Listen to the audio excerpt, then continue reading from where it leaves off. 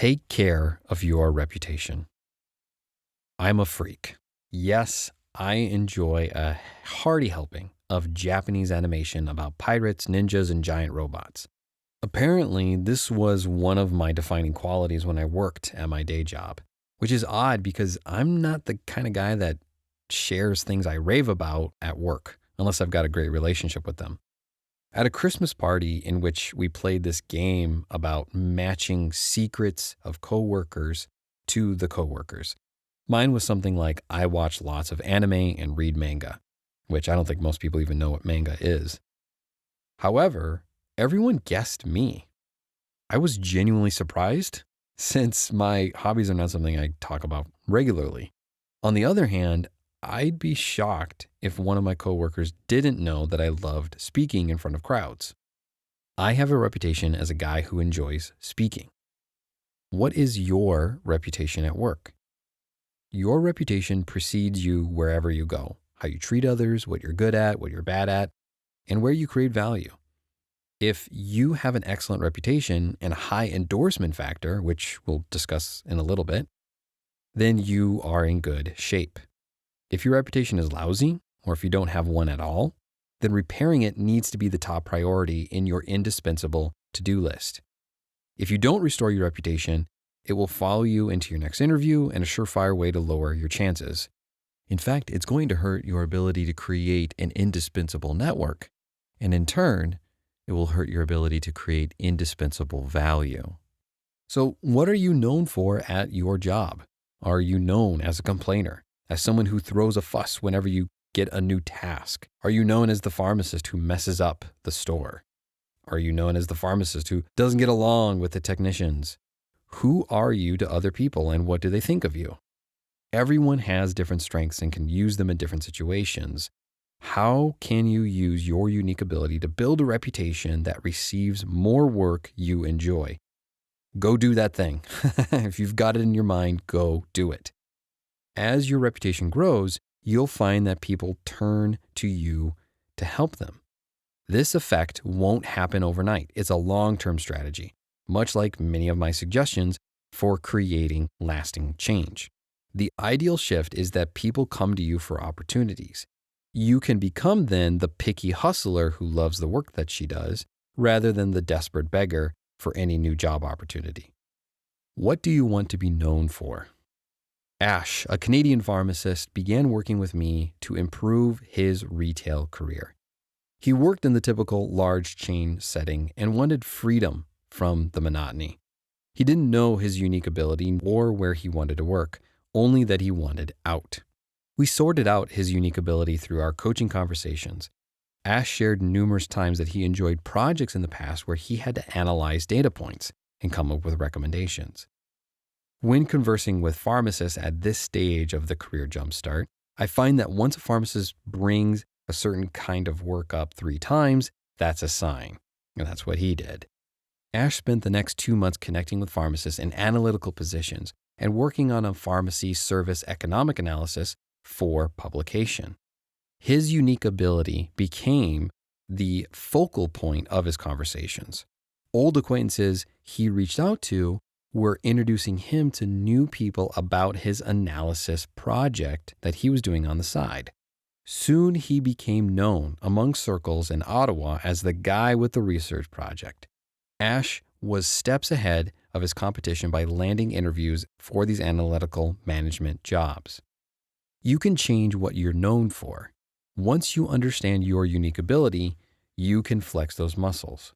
Your network will grow as you talk with others about your ability or what your ability leads you to work on. Your unique ability goes hand in hand with your reputation. Begin to work in your newfound ability, and you will likely find new opportunities to practice and likely new colleagues. Up your endorsement factor. A movie's rating can't easily change. When Star Wars: The Last Jedi came out, some critics loved it, but according to Rotten Tomatoes, the audience didn't. Their bad reviews influenced the movie's sales. Despite what critics may say, it's the audience reception that shapes others' opinions and determines a movie's success. In the same way, your network's opinion of you will influence your career's success or lack thereof. The good news is that, unlike a low-rated movie, you can change things about you and make you more endorsable, but it will probably require to change some things on your part. You need to build up people's trust in you. For every movie I'm interested in seeing, I will watch my favorite movie reviewing YouTuber, Chris Stuckman, before committing the time to the movie. Over the years, he's built my trust of his movie reviews, and I almost always agree with his assessment and insights into the film. I don't look for other reviewers' opinions because I trust Chris. Obviously, I would endorse him to anyone looking for a good movie reviewer. You can improve your endorsement factor. As you work on the things that will make you recommendable, you will find people referring you to jobs, and that's the ideal state. You won't have to search for jobs on Indeed, but to get referred for jobs, you need to have trust, which is earned, never given. Trust is your career's most valuable asset. Without it, why would anyone put their own reputation on the line to help you? Building trust takes time, of course. As you perform tasks and projects and meet or miss your commitments, other people will decide on whether they can depend on you. Here are 3 habits you can improve to increase their confidence and up your endorsement factor. Show up on time. Do you have a tech or a pharmacist on your team who almost always doesn't show up on time? What's your impression of that person? Is that someone you could trust to open the pharmacy? Is that someone you would trust to give a project with a definite deadline? Probably not. It's our natural response not to trust someone who doesn't show up on time. By not showing up on time, you send a message to others. You're not important enough for my attention. When another person makes an effort to be on time and ready, you disrespect their effort by being late. Imagine if everyone treated each other's time with respect. No meeting would run late or start late. It would take no extra time from you. If you're late to the trivial matter of a meeting or work, then how could you expect someone to refer you to another job? I say trivial sarcastically. Can you imagine a past boss saying, "She was always late for work, but I would definitely recommend her"? Of course, there are reasonable explanations for why you don't show up on time. But when they happen more than once, you show your true colors. The way to change this habit is to notice where you are deficient first. Plan accordingly. I had a colleague who showed up late every day at work. His explanations in the past have been poor sleep, lack of sleep, distractions at home, or other random excuses. Your work schedule shouldn't be a surprise to you. It's like the chronically late person thinks, "Oh, I can't believe work starts at 8 again today." They've always known when work starts, but they follow other priorities that make them late. Plan your day ahead of time. If you have a chronic excuse for being late, expect that excuse to happen again and plan it into your day. For example, when I was working at my day job, I planned every weekday that my children would distract me from 7 to 7:40 a.m. right before I go to work. My kids can cause me to lose track of time spent with them, usually because I'm having fun or we're working on something like getting them ready for school, and I'll walk out the door 10 minutes late.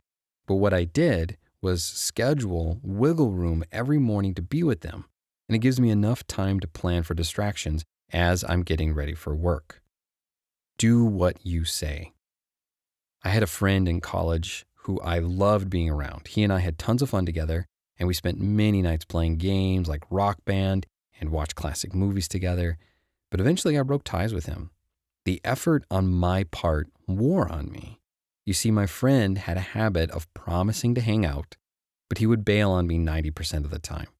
I tired of that habit and stopped inviting him over.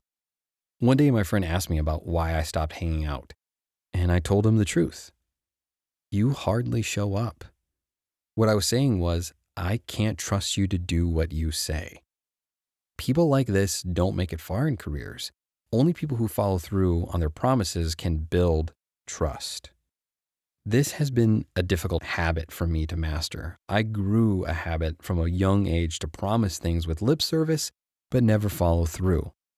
In my short career, I've learned to discipline myself to do what I say, and the best tactic to improve this is by holding myself accountable to others to create a realistic action plan. And of course, my Google Calendar for reminders is a must. If you struggle with this to do what you say, realize where your weaknesses lie. If you know that you overcommit yourself, then it's time to take a serious look at your commitments and where you need to say no. You cannot please everyone. Someone eventually is going to be disappointed. And that's okay. You don't have to be everything for everyone. Doing so is only going to burn you out. I'm reminded of the classic example of when you're on an airplane and they teach you about the oxygen masks. They tell you, put the mask on you first. Why? Because if you help someone else first, then you will likely not be helped and you'll fall unconscious or whatever. Finish what you start. A half-done project is as worthless as a 95% completed project. Always finish what you start. During my entrepreneurial journey, I told myself I would do multiple projects, but more often than not, I would fail to complete them. I started blog posts that were never published. I wrote a few nonfiction books that went nowhere. Procrastination is an epidemic in the modern world, especially for our perfectionist pharmacist culture.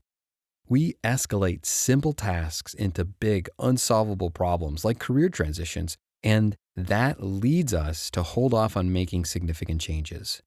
Take one small step at a time if you feel overwhelmed.